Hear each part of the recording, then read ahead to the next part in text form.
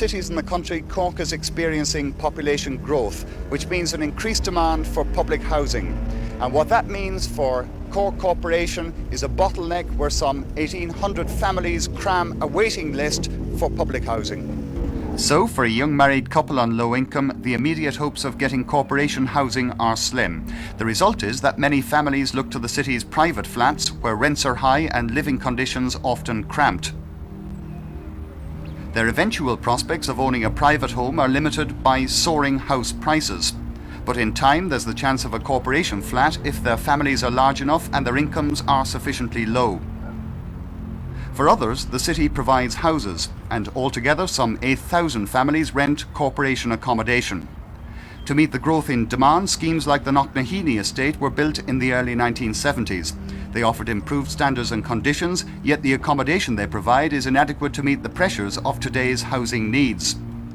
That pressure is even greater for the more recent higher quality housing at Holly Hill. But for the backlog of people on the waiting list, there's little prospect of getting these houses quickly from the corporation.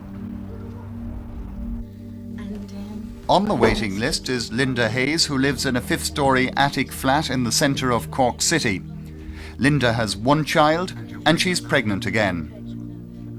Does that make it difficult? Oh God, it makes it very difficult. I don't know how I'm going to last overall up to the 9th month of the pregnancy. Linda's been on the waiting list for 6 months. She pays £15 in rent for the flat, and that's out of £38 social insurance.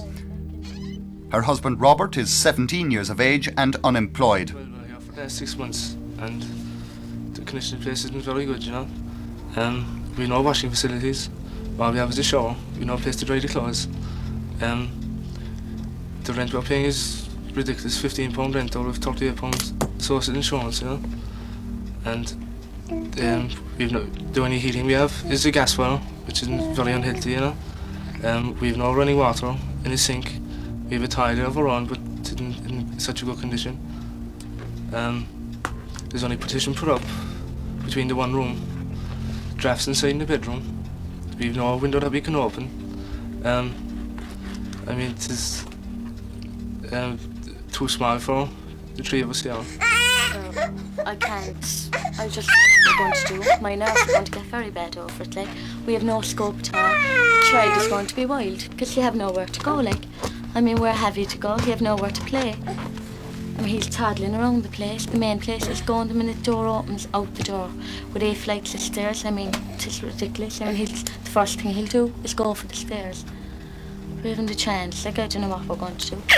There was a fire here 6 weeks ago. We were down there, and there was a fire inspector came up to my other house where we were staying at the time, and we were told to go down the following morning. So we went down, and we got no satisfaction whatsoever out of them. They told us that the place would literally have to be bumped to the ground before they even come up and inspect it. But if we got a place anywhere around the Glen Bayfield, any place like that, wants to be something better than what we have here, you know.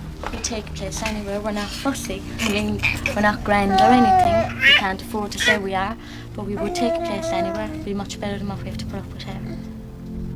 If the Hayes family were to get corporation accommodation, the likelihood is they'd end up in a flat in Mayfield. But even these flats are creating their own problems for tenants. Well, it was June '79 when I came here, approximately 2 months. The place that we were in previous was rat infested. And, well, this was heaven compared to what we were in. Never expected this, as you can see. All the walls are blank.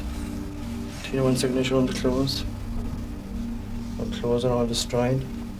I have a superstar, but if I hadn't that, the place would be freezing.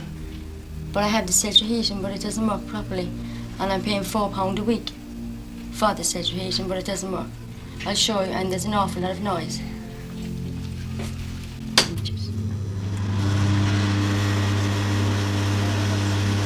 And does that create annoyance for you, Sue?